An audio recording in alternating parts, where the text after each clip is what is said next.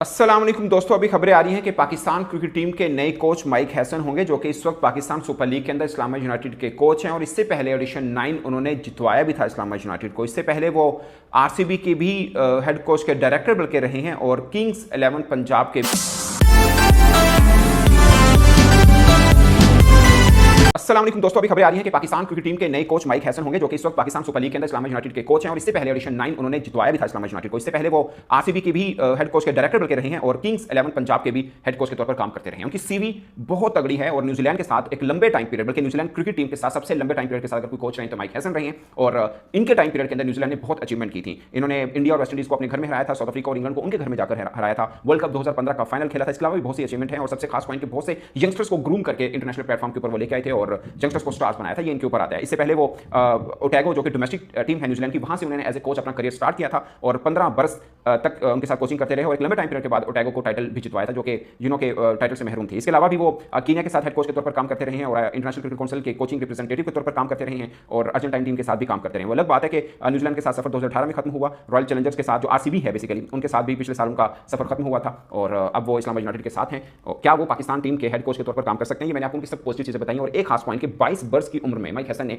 Coaching के field में कदम रखे। लाइक उन्होंने खुद अपनी कोई कॉम्पिटिटिव क्रिकेट नहीं खेली हुई, बट मैन मैनेजमेंट, बायोमैकेनिक्स और कोचिंग के एतबार से एक बड़ा नाम माने जाते हैं माइक हैसन, मगर खुद कॉम्पिटिटिव क्रिकेट कोई बड़े पैमाने पर नहीं खेले हुए हैं। अब सवाल ये पैदा होता है कि पाकिस्तान जैसा देश जहां पर हर दूसरे के ऊपर ये बात की जाती है कि इसने कड़ी बहुत क्रिकेट खेली है, कोच बनाता है, हमारे यहाँ जो क्रिकेट खेला हुआ कोच भी आता है उसको भी ताने सुनने पड़ते हैं। मगर एक ऐसा कोच जिसने खुद क्रिकेट ही नहीं खेली है, अगरचे उसका सीवी बहुत तगड़ा है, बट पाकिस्तान जैसे एनवायरमेंट के साथ वो कॉप अप कर पाएंगे, ये एक बहुत बड़ा क्वेश्चन मार्क है। नंबर 1। नंबर 2, माइक हैसन को लास्ट टाइम जब गैरी क्रस्टन और गिलेस्पी को कोच बनाया था उस वक्त भी कॉन्टैक्ट किया गया था, मगर उसने बनने से इनकार कर दिया था। अब वो क्यों राजी होंगे ऐसे मोड़ के ऊपर जब पाकिस्तान क्रिकेट बोर्ड के अपने सिस्टम के ऊपर कुछ मालूम नहीं कि ये यही सिस्टम रहेगा या खुदा ना खासा चेंज होगा? क्योंकि उस वक्त नकवी साहब आए थे और सबको पता था कि नकवी साहब सबसे मजबूत बंदे हैं और लंबे टाइम पीरियड के लिए पाकिस्तान क्रिकेट बोर्ड के चेयरमैन रहेंगे। अब तक तकरीबन 1 साल सवा साल गुजर चुका हुआ है और ऐसे में ये खबरें भी चल रही हैं पॉलिटिकल रिपोर्टर्स की तरफ से कि शायद उनका टाइम पीरियड ज्यादा लंबा ना चले और उनको एक ही ओहदा दिया जाए, जो कि वो इंटीरियर मिनिस्टर के तौर पर काम कर रहे हैं, उसी में रहें, क्योंकि वो टाइम नहीं दे पा रही हैं। खैर ये बात अभी के फॉर श्योर नहीं कहा जा सकती कि वो चेयरमैन रहेंगे या नहीं रहेंगे, बट एक क्वेश्चन मार्क जरूर आ गया, यानी अनसर्टेनिटी जरूर मौजूद है। तो ऐसे एनवायरमेंट के अंदर माइक हैसन क्यों आएंगे पाकिस्तान क्रिकेट के अंदर, ये एक बड़ा क्वेश्चन मार्क जरूर है। दूसरे पॉइंट कि शायद गैरी क्रस्टन का कद इनसे ज्यादा बड़ा था,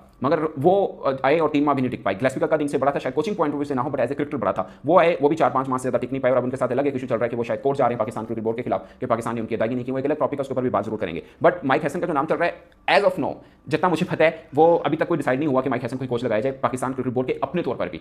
उनके एंड पे होना तो बहुत दूर की बात है। आई डोंट थिंक सो कि हैसन पाकिस्तान का कोच बनने को तैयार भी हों, क्योंकि बहुत आसान है कि आप लीग के साथ जुड़ें, एक डेढ़ माह का काम करें, अच्छे खासे पैसे लें और सुकून से करें। कोई बहुत ज्यादा कि आप रिस्पॉन्सिबल भी नहीं होते, अकाउंटेबिलिटी भी नहीं होती है। और फिर आईपीएल है, 2 टीमों के साथ ऑलरेडी काम कर चुके हैं, उसमें किसी और अभी पाकिस्तान टीम के साथ फर्ज किया अगर वो नहीं होते तो किसी भी टीम के साथ वो आईपीएल के अंदर भी जुड़ जाएंगे। वो 2 माह की क्रिकेट होती है, मगर लंबा टाइम पीरियड और लंबे कॉन्ट्रैक्ट और भारी पैसा मिलता है। इसके अलावा और भी दुनिया भर में बड़ी लीग्स हो रही होती है, तो आजकल जो फर्स्ट ईयर के कोचेज हैं उनके लिए बहुत आसान हो गया, क्योंकि सब उनको लेना चाहते हैं और वो आराम से पैसे बैठ के घर बैठे ठीक ठाक किस्म के पैसे कमा सकते हैं। सो और फिर लाइमलाइट भी दूर नहीं है। लाइक आप अगर आईपीएल में किसी टीम पे कोच कर रहे हैं या पीएसएल में कर रहे हैं या किसी भी और लीग के अंदर कर रहे हैं, तो आपका एक लाइमलाइट भी मिल रही है, आपको पैसा भी मिल रहा है, सब चीजें हैं। और सबसे खास पॉइंट कि मेंटली तौर पर रिलैक्सेशन होते हैं, क्योंकि जो भी खिलाड़ी लीग क्रिकेट खेलता है या तो ओवरसीज कैटेगरी का होता है या नेशनल होता है, दोनों तगड़े क्रिकेटर होते हैं। ऐसा नहीं कि उसके ऊपर आपको बहुत ज्यादा काम करने की जरूरत हो। आप इस्लामाबाद यूनाइटेड को देखें, उनका सक्सेस रेशियो बहुत अच्छा चल रहा है। 9 लगातार मैच वो जीत चुके हैं और पीएसएल के अंदर उनका एक रिकॉर्ड है कि लगातार 9 मैच जीते। वैसे न्यूजीलैंड के साथ जब माइक हैसन थे तब भी उनका रिकॉर्ड ये था कि 13 मैचेस लगातार वो जीते थे, तीनों फॉर्मेट में, टी20 टेस्ट, टी20 शायद उसमें टी20 भी थे उस वक्त, बट वो लगातार 13 मैचेस जीते हैं न्यूजीलैंड उनकी कोचिंग के अंदर। ये उनके तौर पर एक रिकॉर्ड था। और इस्लामाबाद यूनाइटेड के कोच हैं तो लगातार 9 मैचेस इस्लामाबाद यूनाइटेड भी पीएसएल के 2 एडिशन में जीत चुकी हुई है। बट पॉइंट इस के इस्लामाबाद यूनाइटेड को आप देखें ना, आपको टीम थोड़ी बेहतर जरूर नजर आएगी, मगर बाकी 5 फ्रेंचाइज के निस्बत उनमें एक खामी है, वो ये है कि वो बने बनाए प्लेयर के ऊपर पूरी की पूरी टीम चलती है। आप पुरानी उठा के देख लें, जब हेडन उनके साथ थे, जब वाटसन उनके साथ है, उसके अलावा मनरो उनके साथ, गप्टिल उनके साथ रहे हैं, अभी भी मनरो खैर उनके साथ है, तो उनकी क्रिकेट इसी पे चलती है।